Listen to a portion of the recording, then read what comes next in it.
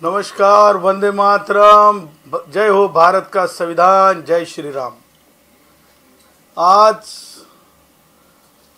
महाराष्ट्राला एक गोष्ट खात्रीलायक समजली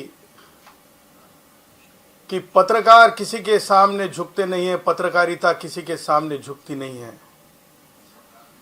काल ज्या अपप्रवृत्त विचारानं संजय दीना पाटील यांनी ज्या प्रकारे अपमानित केलं होतं, त्यांनी बोलवलेल्या पत्रकार परिषदेला त्याच्या तोंडावर जाऊन पाठ फिरवली। हे खरोखर मला असं वाटतंय की हीच ताठर मानेची आणि ताठर कन्याची पत्रकारिता जी आहे। माननीय बाळशास्त्री जांभेकर, माननीय भारतरत्न डॉक्टर बाबासाहेब आंबेडकर आणि बाळ गंगाधर टिळक माननीय यांच्या विचाराची हीच ती खरी पत्रकारिता आहे।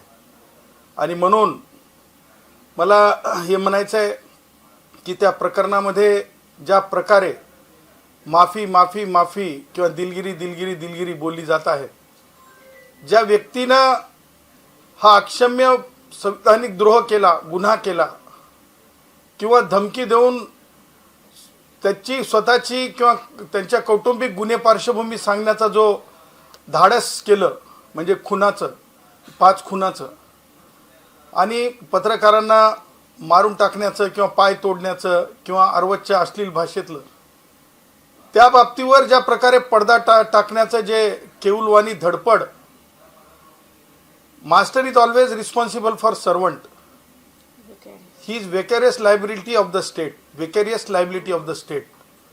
मला हे म्हणायचं आहे की उपमुख्यमंत्री एकनाथरावजी शिंदे साहेब, एकनाथ शिंदे साहेब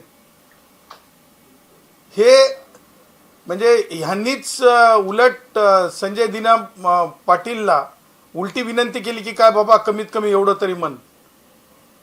असं काय आहे का? कारण बॉडी लँग्वेजवरून असं वाटत नव्हतं की त्यांना पश्चाताप आहे म्हणून बोलणाऱ्यांना। आणि म्हणून माझं हे म्हणणं आहे की मला कोणत्या जातीवर बोट ठेवायचं नाही, परंतु ॲज अ रिस्पॉन्सिबल एकनाथ शिंदेंनी स्वतःच विनवण्या केल्या की काय एवढं तरी मन दिलगिरी म्हणून। अशी केविलवाणी परिस्थिती एकनाथ शिंदेंवर आली आहे का?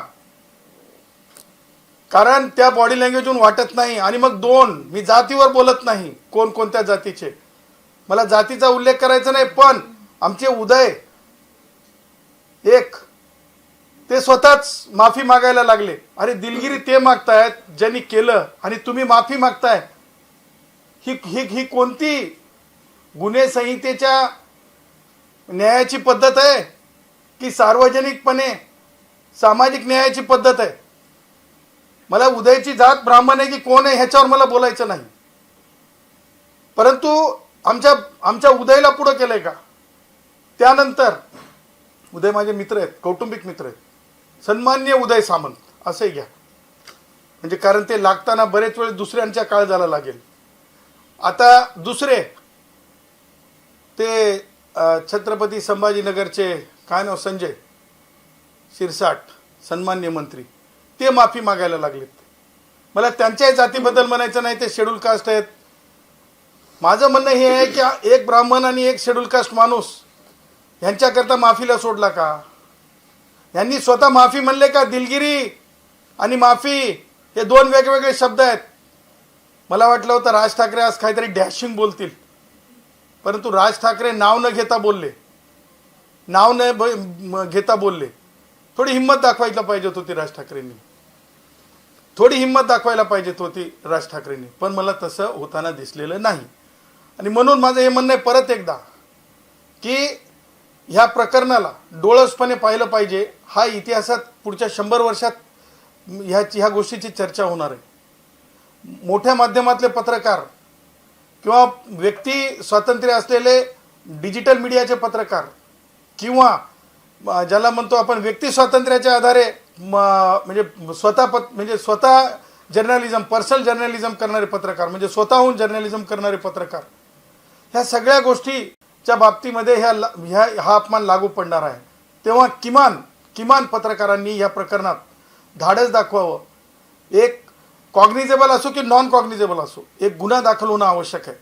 कारण पत्रकारितेच्या इतिहासामध्ये त्या काळ्या कुट्टकालच्या घटनेच्या नंतर पत्रकारांनी केवळ निषेधापुरतं मर्यादित न राहता पूर्ण कारवाई करायला लावली. आणि जर आपण पत्रकारांसाठी सुरक्षेचा कायदा आणा जेव्हा म्हणतो तेव्हा मला असं वाटतं की अगोदर हे देखील महत्त्वाचं आहे की आपण सुरक्षेचा कायदा आणत असताना नुसता कायदा आणून चालत नाही, तर त्यावेळेस आपण निर्भीडपणे, बिनधास्तपणे, रोखठोकपणे, डंके की चोट पे आपण आपल्या भूमिकेसाठी आणि आपल्यावर झालेल्या अन्यायासाठी, आपण इतरांच्या अन्यायासाठी वाचा फोडतो तसं किमान गुन्हा दाखल होईपर्यंत पाठपुरावा केला पाहिजे.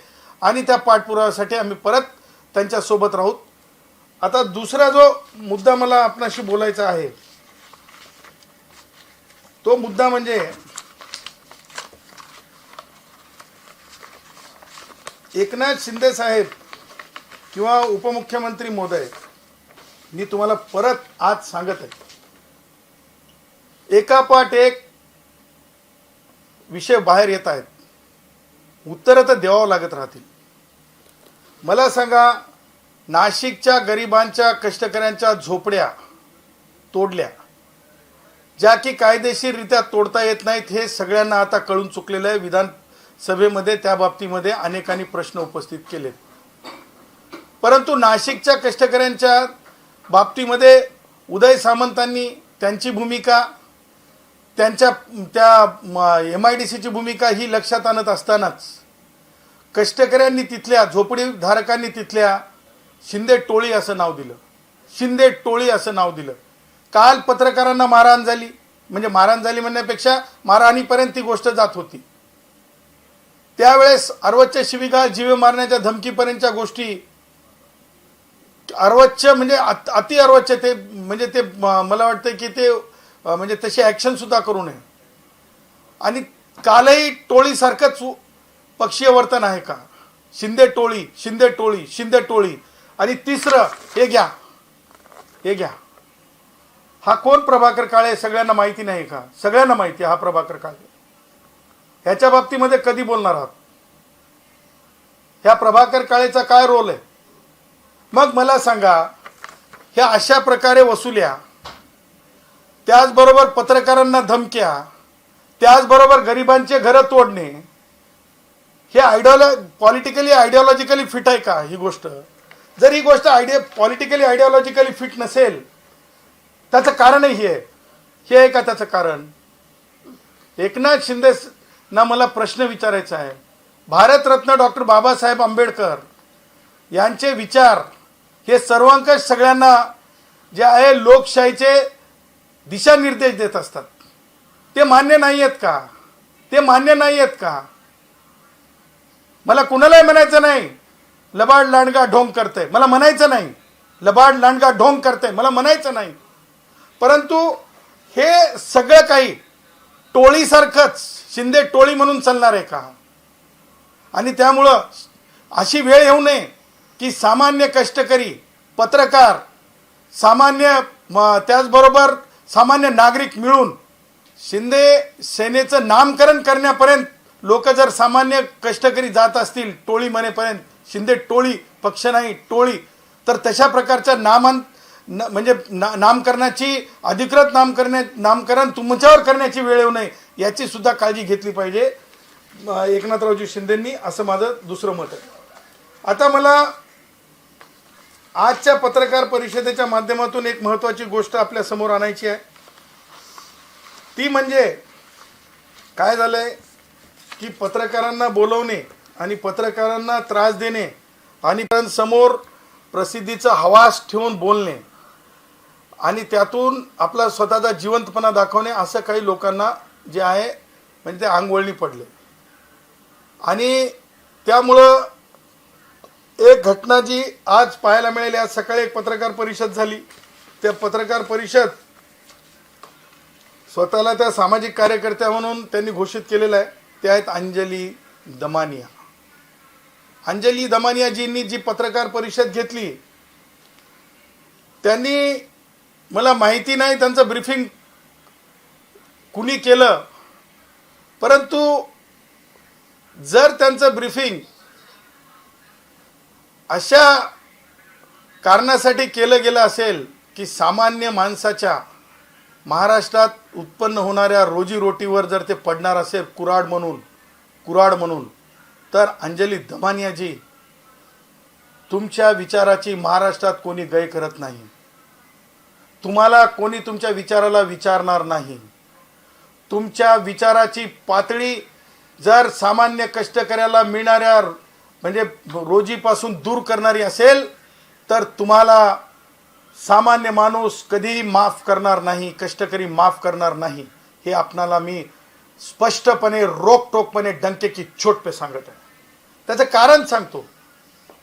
ज्या प्रकारे अंजली दमानिया व्यक्त झाले आज पत्रकार परिषदेमध्ये, त्यांचं टार्गेट जे होतं ते टार्गेट आज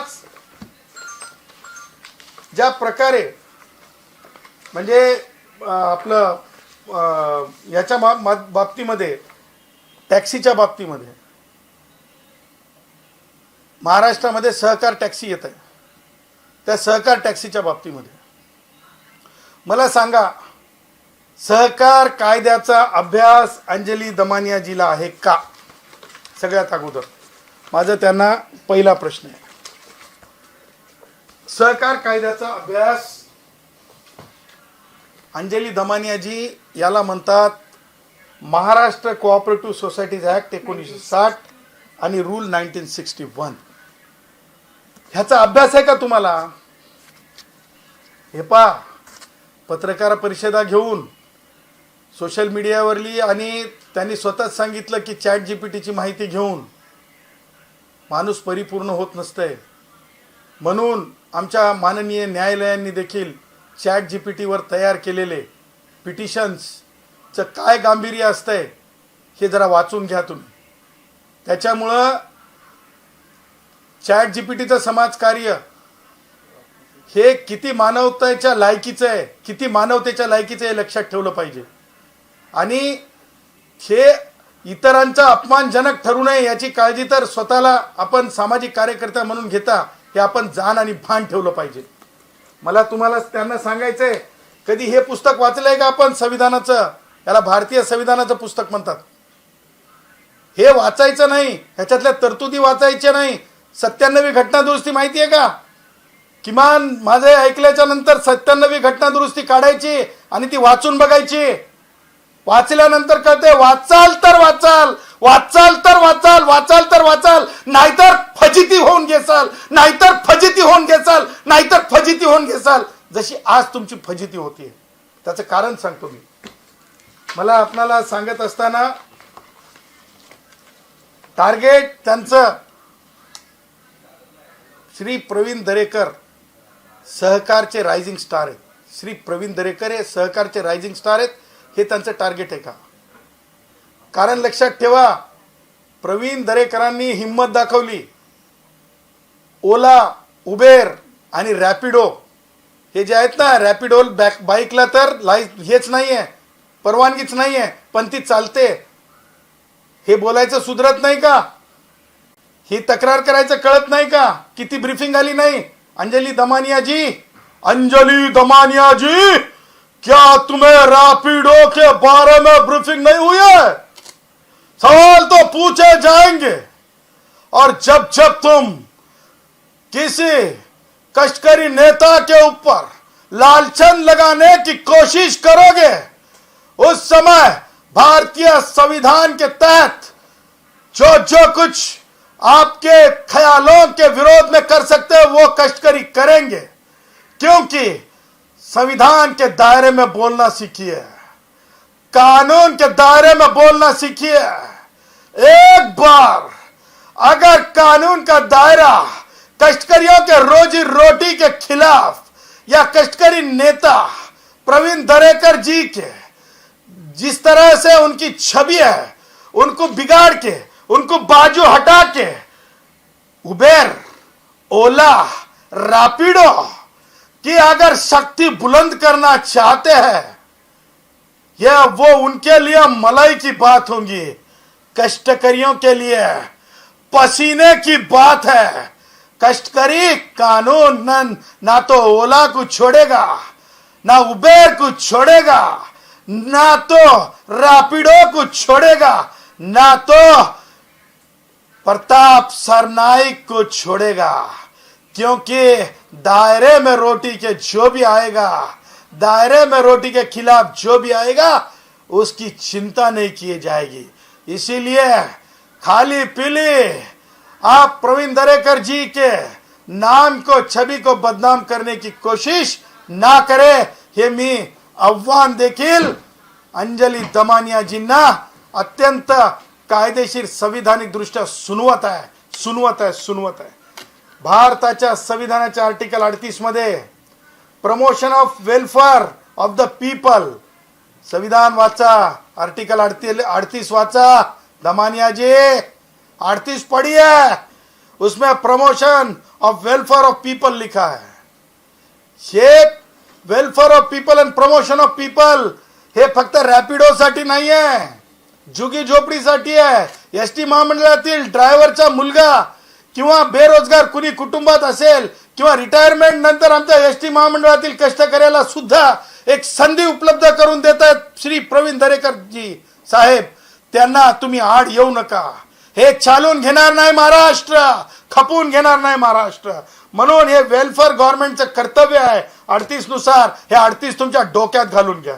त्याच्यानंतर आर्टिकल 19 1C नुसार right to association of union आणि त्याचबरोबर कोऑपरेटिव्ह सोसायटीज 97व्या घटना दुरुस्तीनुसार आलेलं आहे। हे त्याच्यामध्ये काय सांगितलेलं आहे, तर ज्या प्रकारे बायलॉची दुरुस्ती करायची आहे, तर ती बायलॉची दुरुस्ती करण्याचा अधिकार पूर्णपणे भारतीय संविधानाने दिलेला आहे। त्याला तुमच्या परवानगीची गरज नाही, त्याला रॅपिडोच्या परवानगीची गरज नाही। कोणत्याही सहकारी संस्थेला जर तरतूद करायची असेल तर त्याचबरोबर मला सांगायचं आहे आर्टिकल 243 मध्ये त्याची डेफिनेशन वाचा। State act law led by legislature, ते कोणता आहे तर MCS ऍक्ट आणि MCS रूल आहेत। त्या रूल नुसार आम्हाला बायलॉज मध्ये बदल करण्याचा अधिकार आहे। एखादी संस्था, एखादी वित्तीय संस्था, दूध संस्था, त्याचबरोबर एखादी कोणतीही सहकारी संस्था जर ती याच्यामध्ये जात असेल, म्हणजे अवसानात किंवा एखादी ती रसातळाला जात असेल, तर तिला पुनर्जीवित करण्यासाठीच सहकार आहे। सहकार ज्याच्याकडे पैसा आहे त्याला पैसा देण्यासाठी, तर फार कमी कारणासाठी आहे, परंतु ज्याचं काहीच नाही त्याला सहकारातून उभं करण्यासाठी आहे। राष्ट्रवादी काँग्रेसचे वयोवृद्ध पुढारी शरद पवारांसारखं सहकार नाही आहे आता, लक्षात ठेवा। हे सहकार आता मोदीजींसारखं, अमित शहाजींसारखं, देवेंद्रजींसारखं, माननीय मंत्री पाटील साहेबांसारखं आणि सहकार के रायझिंग स्टार जे आहेत प्रवीण दरेकरांसारखं आहे। त्याच्यामुळे हे आता आपण लक्षात ठेवलं पाहिजे। आणि म्हणून तुम्हाला त्या पुढे जाऊन सांगायचंय, भारताच्या संविधानाच्या आर्टिकल 243 झड आय डोक्यात घालून घ्यायचं। शिकलंच पाहिजे, शिकलं तर माणूस हुकत नाही, नाहीतर माणूस हुकतय। आज दुसऱ्यांदा तुम्ही हुकत आहात। अगोदर तुम्ही MSRDCच्या गायकवाडांच्या बाबतीत हुकलात आणि आज दुसऱ्यांदा तुम्ही प्रवीण दरेकरांना बदनाम करण्याच्या बाबतीत हुकलात। Voluntary formation, democratic control, member economic participation आणि ऑटोनॉमस फंक्शनिंग हे भारतीय संविधानाने दिलंय। डेमोक्रेटिक फंक्शनिंग तुम्ही काय दाखवत होतात कागद आणि म्हणत होतात की त्या जी संस्था आहे त्या संस्थेच्या बाबतीमध्ये आपण म्हणत आहात की त्या संस्थेची म्हणे कोणत्याच याच्यानुसार परिस्थितीनुसार त्या संस्थेकडे जी टॅक्सी आणू इच्छिली आहे, म्हणजे प्रवीण दरेकरांच्या माध्यमातून त्या संस्थेकडे पैसेच नाही। इतकेच पैसे आहेत, इतकेच लाख पैसे आहेत, म्हणजे काय करायचं? गरिबांनी संस्था उभ्या नाही करायच्या? हा बरं मला सांगा तुमचं दुःख कुठे आहे? मला वाटतं 2 ठिकाणी दुःख आहे तुमचं। एक ओला, उबेर आणि रॅपिडो, त्यांचं नुकसान हे तुमचं दुःख आहे का? असा प्रश्न विचारतो मी, याचं उत्तर द्यायचं। त्याचबरोबर दुसरं म्हणजे तुमची बघा ही लोकशाही आहे आणि लोकशाही मानणारे प्रवीण दरेकर आहेत, लोकशाही मानणारेच माननीय मुख्यमंत्री देवेंद्रजी आहेत। तुमची इच्छा नाही आहे का देवाभाऊ सहकार टॅक्सी या नावाने टॅक्सी असावी? तुमची इच्छा नाही आहे का? ते कुणाला छाती हृदयामध्ये रुततंय ते तरी सांगा, ते तरी नावं सांगून टाका. कुणाकुणाच्या डोक्यामध्ये त्या गोष्टी म्हणजे त्रासदायक वाटत ते नावं सांगून टाका. कारण ब्रीफिंग कुणी केलं त्या आधारावरच समजेल ना. लोकशाहीमध्ये तुम्हाला सांगतो, प्रवीण दरेकर हे एवढ्या मोठ्या मनाचे आहेत की तुम्ही म्हणताय ना देवाभाऊंच्या नावाने नको, तर चला नमो टॅक्सीच्या नावानं सहकार टॅक्सी चालू करतील, नमो टॅक्सीच्या नावाने सहकार टॅक्सी चालू करतील. त्याच्यामुळे इथं व्यक्तीच्या नावावर इथे कोणीही काम करत नाही. इथे कष्टकऱ्यांना सर्वंकषपणे मोठं करण्यासाठीची, सामान्याला न्याय मिळण्यासाठीची लढाई आहे. मला त्या पुढे जाऊन सांगायचंय आपणाला की ज्या प्रकारे सांगण्यात आलं बघा, रॅपिडोमध्ये आणि जी टॅक्सी सहकारातून आणली जाते महाराष्ट्रात, त्याच्यातला फरक हे आहे की चालक स्वतः मालक बनतील. रॅपिडोमध्ये मालक आहेत का? रॅपिडोमध्ये दाखवायला पार्टनर दाखवलं जातंय ओलामध्ये, परंतु ओरबडून घेतलं जातंय. परंतु सहकार टॅक्सीमध्ये तसं नाही आहे.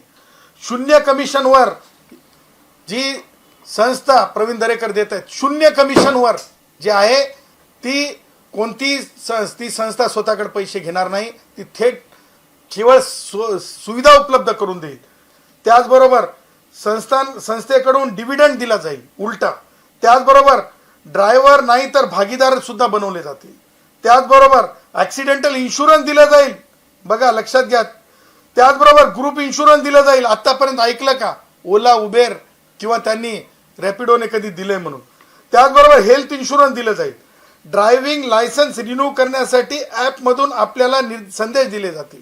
ह्या सगळ्या आणि त्याचबरोबर सहभागी होण्यासाठी प्रोसिजर ॲपवर फॉर्मवर अत्यंत साधी दिली. ह्या सगळ्या गोष्टी तुम्हाला का नकोशा वाटत आहेत? सहकार देवदत्त पर्यटन व वाहतूक सहकारी संस्था, ह्या संस्थेच्या बाबतीमध्ये तुम्ही काय कागदपत्र दाखवता? पब्लिक डोमेनवर सगळे डॉक्युमेंट आहेत. ज्या प्रकारे संस्थेला 77 नुसार पदाधिकारी निवडीच्या सहकारी प्राधिकरण अधिकारी म्हणून नियुक्ती करण्यात आली, त्या प्राधिकाऱ्यांनी सगळे प्रोसिजर फॉलो करून, म्हणजे ह्या संस्थेला ज्या प्रकारे टॅक्सी सहकार टॅक्सीच्या बाबतीतली जी तरतूद करावी लागते बायलॉजमध्ये, ती तरतूद MCS ॲक्ट आणि रूलनुसार करण्यात आली. त्याच्यानंतर त्या संस्थेला अवसानात जाऊ नये, ती संस्था बंद पडू नये, त्यापेक्षा ती संस्था उभी राहावी, याच्यासाठी सगळ्यांनी सांघिकपणे प्रयत्न करणं हे सहकाराचं मूल सूत्र आहे. ते सगळं करून ती संस्था आज उभी राहिलेली आहे. आणि त्या संस्थेच्या माध्यमातून माझं असं म्हणणं आहे की महाराष्ट्रातल्या बेरोजगार युवकांना, माझ्याकडे त्या बाबतीतले सगळे डॉक्युमेंट आहेत. तुम्ही काय ते डॉक्युमेंट पत्रकारांना ChatGPTचे दाखवता, हे घ्या.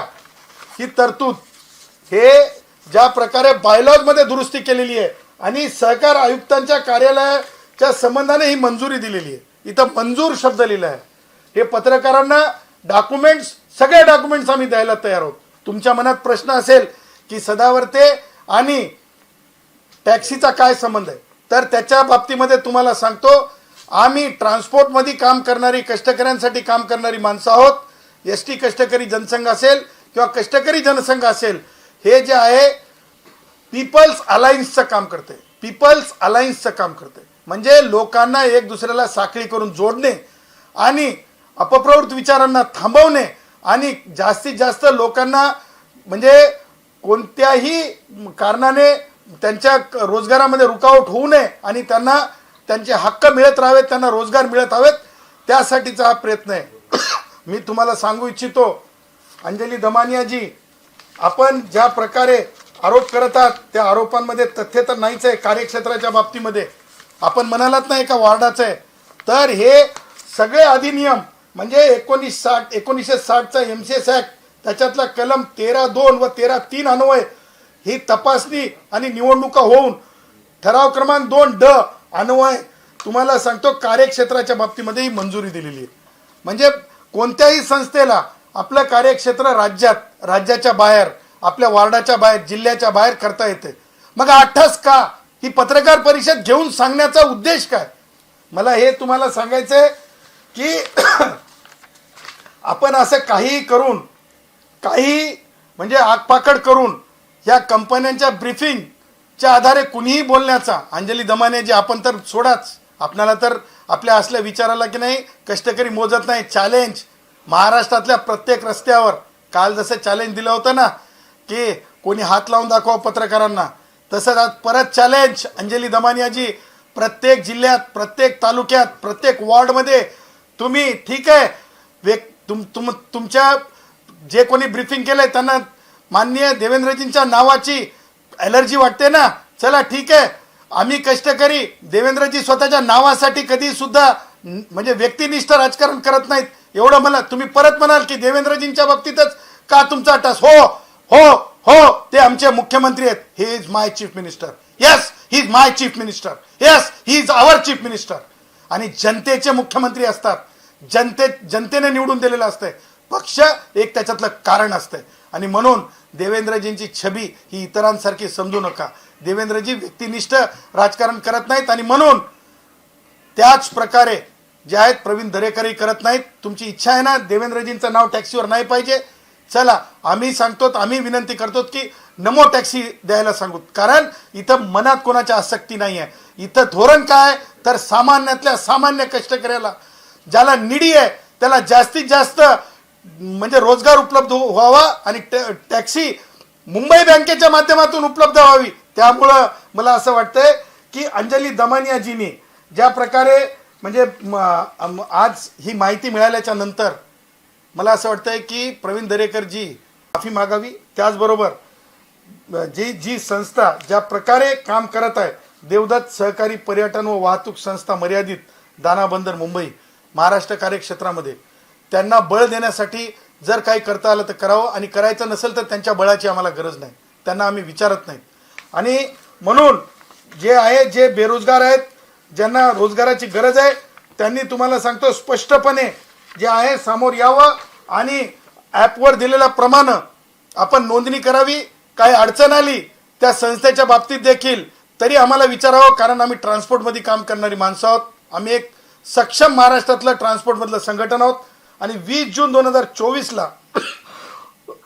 प्रमाणे या GR प्रमाणे नव्याने निवडणुका झालेल्या आहेत आणि या निवडणुकांच्या आदेशान्वये ज्या गोष्टी ज्या प्रकारे व्हायला पाहिजेत त्या प्रकारे झालेल्या आहेत. त्यामुळं हा जो मुद्दा आहे हा मुद्दा मला आपल्याला सांगणं आवश्यक होता. आणि त्याचबरोबर बेरोजगारांच्या बाबतीत आणि प्रवीण दरेकरांना टार्गेट करून महाराष्ट्रातला लाखो लोकांचा रोजगार थांबू नये असं देखील मी थांबू शकत नाहीत तुम्ही असं देखील मी चॅलेंज रॅपिडो, ओला, उबेरसाठी ब्रीफिंग आधारे बोलणाऱ्या आहेत की काय असा प्रश्न उपस्थित करत मी यांना अंजली दमानियाजींना देतो. त्याचबरोबर तिसरा एक मुद्दा जे आज सारथीच्या बाबतीत घडला, ज्या प्रकारे म्हणजे अभिमन्यू पवार यांनी माननीय आमदार ह्या कोणत्या जातीच्या माननीय खासदार मेधाताई कुलकर्णी, बघा अभिमन्यूजी एक लक्षात ठेवा, महिला जी असती ना ती आहे ना ती सावित्रीची लेक असते, ती आहे ना आई जिजाऊची लेक असते. त्याच्यामुळं अभिमन्यूजी तुम्ही चुकलात, तुम्ही म्हणजे ज्याला म्हणतो ना आपण माफी मागितली पाहिजे, कारण आपण एका ब्राह्मण म्हणून एका खासदार कुलकर्णी ताईंचा अपमान केलेला नाही. तर लक्षात ठेवा, जातीच्या पलीकडं जाऊन विचार केला पाहिजे आणि कोणत्या रांगेत स्त्रीनं बसावं हे जर तुम्ही म्हणजे सारथीसारख्या विचार मंचावर येऊन तिथं जर तुम्ही ठरवत असाल तर आपल्या डोक्यामधली जी व्यवस्था आहे ती आणखीन व्यवस्था गेली नाही का? ही छत्रपती शिवाजी महाराजांना मान्य नव्हती. छत्रपती शिवाजी महाराज त्या विचारांचे नव्हते. त्याच्यामुळे सगळे राजाभिषेकसुद्धा तुम्ही बघून घेणं आवश्यक आहे अभिमन्यू पवारजी. आणि म्हणून मी आज अभिमन्यू पवारांचा म्हणजे मी आज निषेध करतो. त्यांनी माफी मागावी असं मी त्यांना आव्हान करतो. महिलांचा अपमान आहे, सार्वजनिक अपमान आहे, जिजाऊच्या लेकींचा अपमान आहे, सावित्री यांच्या लेकीचा अपमान आहे, मा रमाईच्या लेकींचा अपमान आहे, मा अहिल्यादेवी होळकरांच्या लेकींचा अपमान आहे. आणि तुम्हाला सांगतो ह्या अपमान असा महाराष्ट्र सहन करत नसते, हे देखील मी आपल्या माध्यमातून अधोरेखित करू इच्छितो. त्यांच्यावर काय कारवाईची मागणी करताय मुख्यमंत्र्यांचं काय ते करताय? कसं आहे की सार्वजनिक आयुष्यामध्ये जी चूक त्यांनी त्या संस्थेच्या विचारमंचावर येऊन केलेली आहे अभिमन्यू पवारांनी, त्याच्या बाबतीमध्ये त्यांनी चिंतनशील झालं पाहिजे सगळ्यात अगोदर. कारण ज्या प्रकारे डिस्क्रिमिनेटिव्ह ते बोलले त्यामुळे मला असं वाटतं की भारतीय जनता पक्षाचे प्रमुख यांनी त्यांना समज द्यावी असं मी म्हणेन. कारण चव्हाणांनी त्या बाबतीमध्ये लक्ष घातलं पाहिजे आणि त्या बाबतीमध्ये त्यांना सांगितलं पाहिजे की असं महिलांच्या प्रति अपमानजनक आपल्याला बोलता येत नाही. संजय राऊतांनी एक आरोप केला आहे राम मंदिरासाठी जे ठाकरे गटाकडून जी चांदीची भेट दिली गेली होती ती गायब झाल्याचा त्यांनी आरोप केला. बघा, संजय राऊतांच्या बाबतीत मला जास्त बोलायचं नाही. कारण संजय राऊतांच्या बाबतीत त्यांचं म्हणजे त्यांनाच माहीत ते काय बोलतात. त्यामुळं मला वायफळ बडबड किंवा फार अधिक लांब त्यांना महत्त्व द्यायचं नाही आणि महाराष्ट्र त्यांना महत्त्व देत नाही. सगळ्यात महत्त्वाचं हेच आहे की प्रभू श्रीरामांचं जे अयोध्यामध्ये झालं ते काँग्रेसांच्या काळात काँग्रेसांना कधीच न जमलेली गोष्ट होती आणि ते मोदीजींनी करून दाखवलं. 370 हटवून दाखवलं. त्याचबरोबर आता मला असं वाटतं की येणाऱ्या काळामध्ये युनिफॉर्म सिव्हिल कोड महाराष्ट्रासह सगळीकडे होईल. युनिफॉर्म सिव्हिल कोडच्या बाबतीतही संजय राऊत वायफळ बडबड करू शकतील, परंतु मला हेच सांगायचं आहे की युनिफॉर्म सिव्हिल कोडमुळे आरक्षणावर कोणताही परिणाम होत नाही, कोणत्याही सामाजिक हिताच्या कोणत्याही गोष्टीवर परिणाम होत नाही. माणसांना 12 बायका करता येत नाहीत कारण महिलांची इज्जत राखली पाहिजे. स्वतःहून बहुपत्नीय होता येत नाही आणि त्यामुळं ह्या सगळ्या गोष्टी महत्त्वाच्या आहेत आणि त्यामुळं संजय राऊतांना मला वाटतं की फार जास्त मोठं करण्याचं काही कारण नाही. राज ठाकरेंनी काल संजय दिना पाटलांनी जे वक्तव्य केलं त्याच्यावर बोलताना असे म्हणाले की गँगस्टर पण बोलणार नाही, ते खासदार बोलतायत, बॉम्ब फोडेल, खून केलेत असं बोलतात आणि तरी सुद्धा चौकशी होत नाही असा प्रश्न उपस्थित केला आहे. 2 मुद्दे आहेत. आम्ही राज ठाकरेंनी मला तुम्हीच सगळे माध्यमाचे पत्रकार तिथं होतात. राज ठाकरेंनी संजय दिना पाटीलचं नाव घेतलं का? नाव न घेता अप्राधिकपणे खासदार म्हणून बोललेत. लक्षात घ्या, जे मला माहिती मिळते फक्त नाव न घेता अप्राधिकपणे बोललेत. मला असं म्हणणं आहे की डायरेक्ट बोलायला पाहिजे, डॅशिंग बोलायला पाहिजे, कायदेशीर बोलायला पाहिजे, डंके की चोट पे बोलायला पाहिजे. राखून का बोललात तुम्ही? राखून का बोलतायत तुम्ही? सांगा ना. संजय दिना पाटील यांच्याकडे जर 5 खुनाची माहिती असेल तर त्या बाबतीमध्ये तातडीनं त्यांच्या वक्तव्याला, अधिकृत वक्तव्याला जे आहे चौकशी झाली पाहिजे. खून झाले असतील तर ते कोणत्या कुटुंबातले खून झालेत, 30 वर्ष हो, 20 वर्ष हो, 40 वर्ष हो, त्या खून झालेल्या कुटुंबाला न्याय मिळाला पाहिजे. आणि जर ते कुटुंब, आज मी आपल्या माध्यमातून सांगत आहे, जर तशा प्रकार घडलेला असेल, त्या भागातलं खून झालेले असतील तर त्या 5ही कुटुंबातल्या व्यक्तींना, जे कुणी मला बघत असतील त्यांना मी आव्हान करतो की त्यांनी माझा संपर्क साधावा. मी असेल, जयश्री पाटील जे असतील, आम्ही त्या खुनाला न्याय द्यायचा प्रयत्न करू. आणि राज ठाकरेंनी सुद्धा थेट म्हणलं पाहिजे, नेट म्हणलं पाहिजे, खून आहे तर राज ठाकरेंनी तक्रार दिली पाहिजे. राज ठाकरेंची पार्टी आहे ना, तक्रार दिली पाहिजे. चलो देखते दूध का दूध पाणी का पाणी. केवळ टॅक्सीवाल्या भावांना त्रास देणे, मराठी हिंदी भाषा येत नाही का, जात नाही का? आणि मला सांगा, काय ज्ञान पाझरवलं? भगवान महावीर, प्रभू श्रीराम, सिद्धार्थ गौतम बुद्धांचा देश आहे. काय ज्ञान पाझरवलं? म्हणे पांढऱ्या पट्ट्यांच्या ऐवजी तुम्ही काय टाका? कार्पेट टाका. आता कार्पेट टाकणं, पांढरे पट्टे मारणं याच्यात काय बदल आहे? उलट अधिक सुविधा उपलब्ध करून द्या जैन मुनींना. हे मनसेच्या कार्यकर्त्यांनी समजून घेतलं पाहिजे. मनसेच्या कार्यकर्त्यांनी देखील समजून घेतलं पाहिजे. आणि त्यामुळं मला असं म्हणायचं आहे की म्हणजे थेट बोललं पाहिजे, नेट बोललं पाहिजे. ते मला दिसताना ती हिंमत राज ठाकरेंमध्ये दिसली नाही. राज ठाकरेंनी तक्रार द्यावी, ती केस कशी उभी करायची कायदेशीर दृष्ट्या ते मी पाहतो. पण राज ठाकरेमध्ये दम असेल तर त्यांनी तक्रार द्यावी. शिवसेना उद्धव बाळासाहेब ठाकरे पक्षाचे 6 खासदार शिंदेच्या शिवसेनेमध्ये पक्षप्रवेश केला आहे. पक्षप्रवेशाच्या अगोदरच उद्धव ठाकरेंनी एक घोषणा केली होती की हे जे 6 बंडखोर खासदार आहेत त्यांच्या मतदारसंघात जाऊन लोकांमध्ये जनजागृती करावं किंवा त्यांच्याशी संवाद साधावा. उद्यापासून हा दौरा सुरू होतोय, कसं बघताय? बघा, लोकशाहीमध्ये प्रत्येकाला आपलं मत मांडण्याचा अधिकार आहे. ही डेमोक्रेसी आहे. हे राईट टू असोसिएशन आहे. आर्टिकल 19 मध्ये दिलेला पूर्ण अधिकार आहे. त्याच्यामुळं म्हणजे एकनाथ शिंदेंनी किती लोक त्यांच्याकडं घ्यावेत त्याच्यापेक्षा लोकांमध्ये जाऊन लोकांच्या विषयावर प्रत्येकाला, म्हणजे ते सत्तेतले असोत, विरोधातले असोत, सामाजिक कार्यकर्ते असोत, इंडिव्हिज्युअल कार्यकर्ते असोत, प्रत्येकाला तो अधिकार आहे. आणि त्याच्यामुळे मला असं वाटतं की उद्धव ठाकरे आपल्या अधिकाराचा पूर्ण उपयोग करत आहेत. त्यामुळे नव्यानं वेगळं त्या गोष्टीकडे पाहण्याची गरज नाही. देर दुरुस्त अगोदर केलं नाही ते जर आता करत असतील, मला टीका म्हणून म्हणायचं नाही. म्हणजे म्हणतात ना की जब जागा वही सवेरा, वही से सवेरा, वही सवेरा. काल जे पुन्हा तुम्ही कायद्याचे अभ्यासक आहात, कायदे तज्ञ आहात. संजय दिना पाटील ज्या पद्धतीनं खुल्या म्हणतायत 5 जणांचे खून केले, बॉम्ब टाकू, अशा पद्धतीचे वक्तव्य खासदार असलेल्या व्यक्तीला, लोकप्रतिनिधी असलेल्या, तर याच्यावर कारवाई कायदेशीररित्या काय होऊ शकते आणि तुमची काय मागणी आहे? मुळात प्रश्न असा आहे की हे लोकप्रतिनिधी आहेत की गुंड आहेत? मी तर सांगायला टोळी झाली, शिंदे टोळी, टोळी टोळी.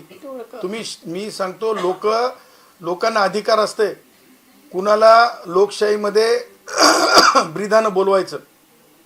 कारण ते बाळ ठाकरेंच्या केसमध्ये, श्रेया सहगलच्या केसमध्ये सुप्रीम कोर्टाने सांगितलंय, बघा असोसिएशन, बघा युनियन, तसंच टोळी, टोळी टोळी, हे तिन्हीचे अर्थ एकच.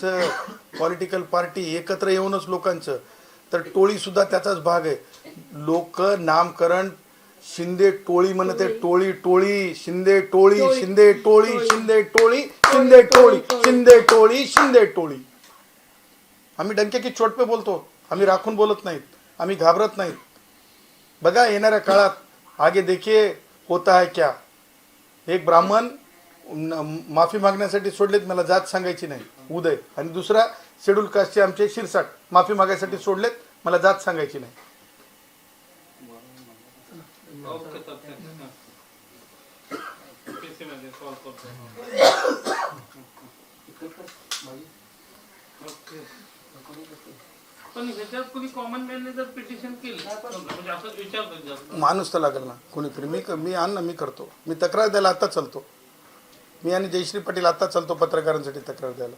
नाही जर चाललो तर मग पत्रकार संघाला बोला, जे कोणी पत्रकार संघ असेल आत्ता लगेच इथून उठून जयश्री पाटील आणि गुणरत्न सदावर्ते तिथं.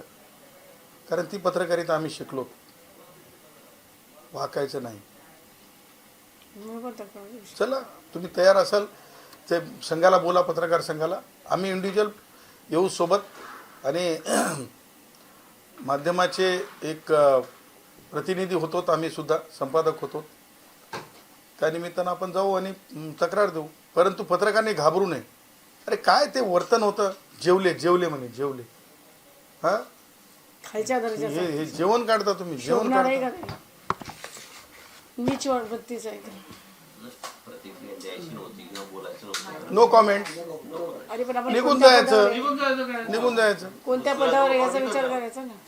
मला त्या पत्रकारांनी सांगितलं, असं लोक पकडत होते म्हणे त्यांना, माहिती आहे का.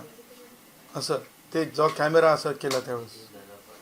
आणि त्या पत्रकारांचा सत्कार ठेवणार सत्तेची आहे. मस्ती आहे ती. ठाण्यामध्ये पत्रकारांचा त्या सत्कार ठेवायचा आहे. एक आमचं रिसर्च जर्नल आहे, रिसर्च जर्नल रिपोर्ट नावाचा, REPORT, अरेना रजिस्टर्ड आहे. त्या निमित्तानं आम्ही त्या जे पत्रकार होते ना 3, त्या पत्रकारांचा सत्कार मोठा सत्कार ठेवायचा, मोठा.